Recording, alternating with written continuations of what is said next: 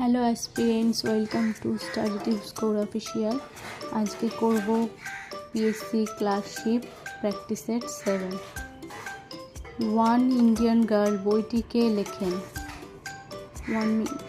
চেতন ভগত। আন্তর্জাতিক নারী দিবস কবে পালন করা হয়? 8ই মার্চ।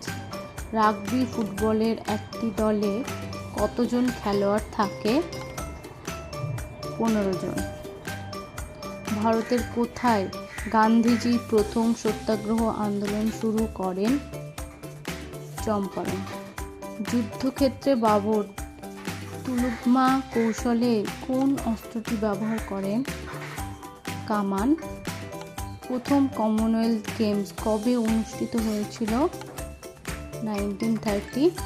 হাফ নেলসন শব্দটি কোন খেলার সাথে যুক্ত?